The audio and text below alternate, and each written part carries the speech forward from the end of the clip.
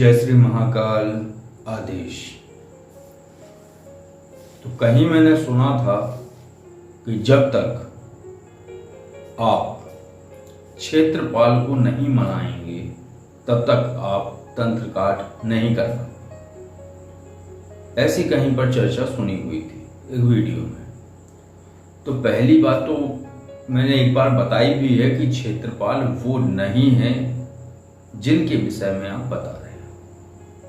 वो उस सीमा क्षेत्र के देव होते हैं और उनको कुछ अलग कहा जाता है।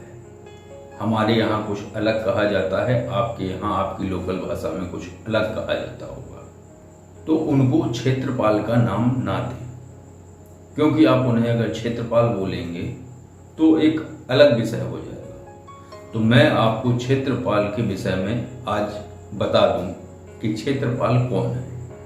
और उसमें भी मैंने बताया था कि भैरव जी का एक स्वरूप है जो गोरा भैरव के नाम से, गोरे भैरव के नाम से जाने जाते हैं, वो है क्षेत्रपाल। तो उनके विषय में कुछ श्लोक हैं, मैं बताता हूं आपको। ये वायवीय संहिता में दिया गया है, उनके विषय में विशेष उल्लेख।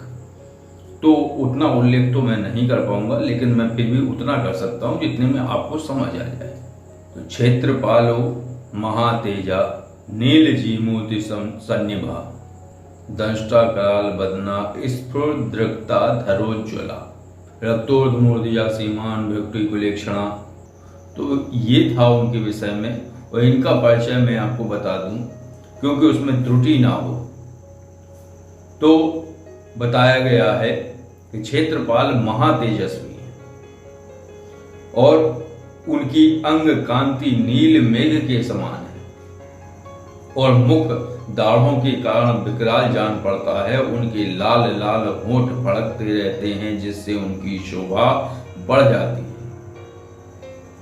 उनके सिर के बाल भी लाल और ऊपर को उठे हुए हैं, वे तेजस्वी हैं। उनकी भौहें तथा आंखें भी टेढ़ी हैं। वे लाल और गोलाकार 3 नेत्र धारण करते हैं।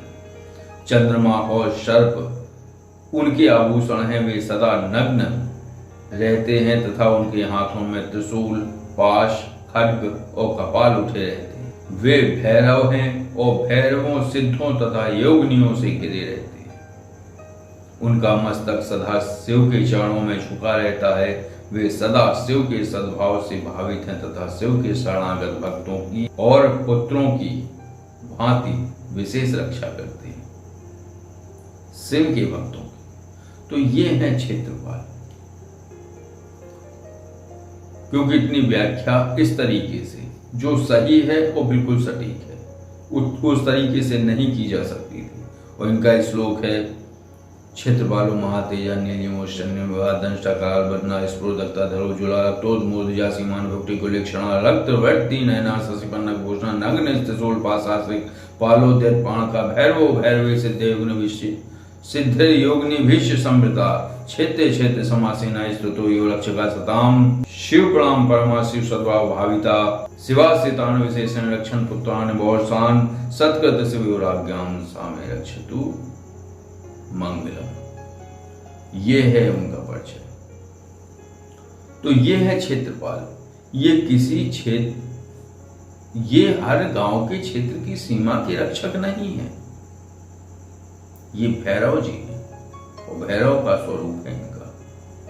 तो ये हर क्षेत्र के रक्षक नहीं है कि हर क्षेत्र में आपकी शक्ति को ये रोकेंगे, और ये आपकी शक्ति को नहीं रोकते हैं। हाँ, अगर आपकी शक्ति छोटी है, इत्र योनि की है, और अगर आप उससे एनर्जी रिमूवेशन करते हैं, उसको आप भेजते हैं तो शायद हो। लेकिन जो मेढ़े के देव होते हैं, जो सीमा के देव होते हैं, वो केवल इसलिए रोकते हैं। जैसे आपने देखा होगा कि पहले क्या होता था कि सड़कों पर जो बसें वगैरह चलती थी तो एक रोड टैक्स वसूलने के लिए अब वो हो गए हैं टोल वाले। पहले टोल नहीं था, पहले एक चुंगी होती थी, उसके इस तरफ एक कोई व्यक्ति बैठता था, वो उस रस्सी को खींचता था, वो डंडा ऐसे बंद हो जाता था सड़क पे। कहीं कहीं आपको अभी मिल जाएंगे, लेकिन अब वो बंद हो चुके हैं। अब रोड टैक्स जो है टोल के माध्यम से लिया जाता है। तो जैसा टोल में वो डंडा लग जाता है तो पहले टैक्स दो।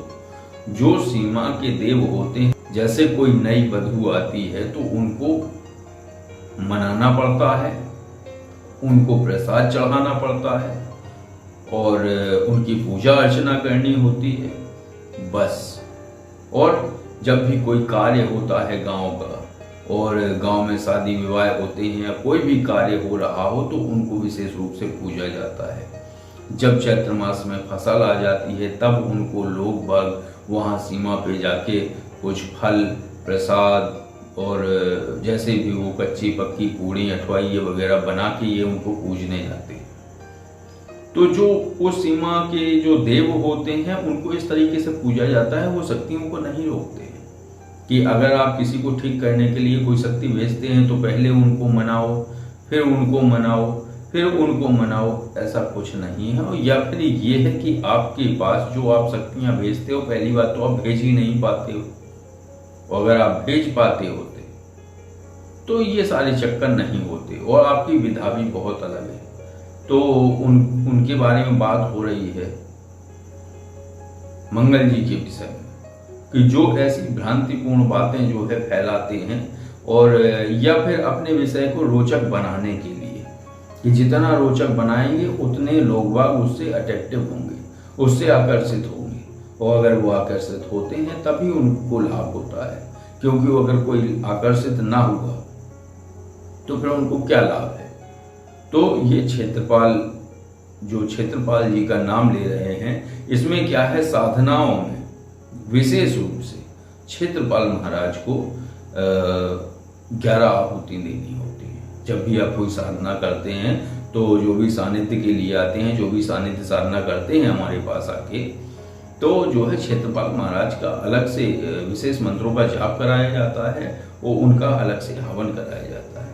क्योंकि क्षेत्र क्षेत्र समासीना स्थितियो रक्षका सताम।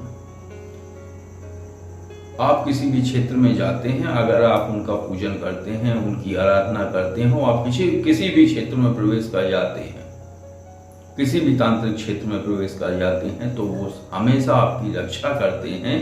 जो साधना आपने की है उस साधना के तहत की कोई गड़बड़ न हो जाए।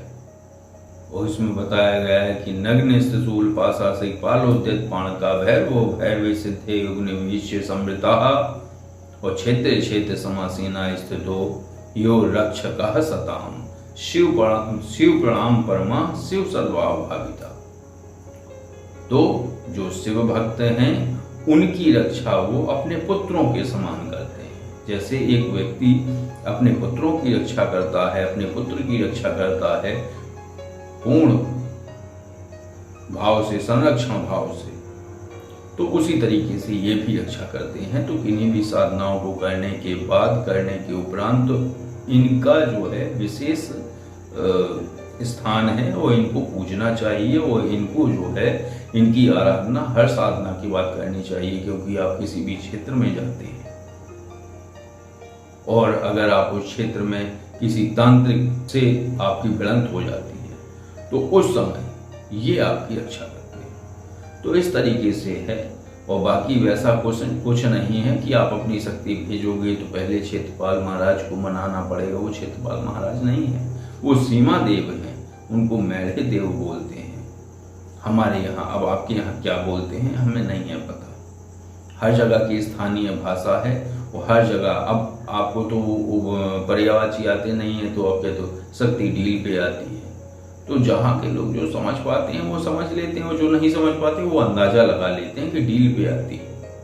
अब डील क्या है तो उन्हें पता चल जाता है अंदाजे से, वो कोई दिक्कत वाली बात नहीं है। लेकिन बस वही मैं हर बार कहता हूँ कि भ्रमात्मक स्थितियां मत फैलाइए जिससे नवीन साधक भ्रमित हो जाए। हाय अल्लाह पानी में पानी, जो मैंने पहले एक वीडियो में बताया है।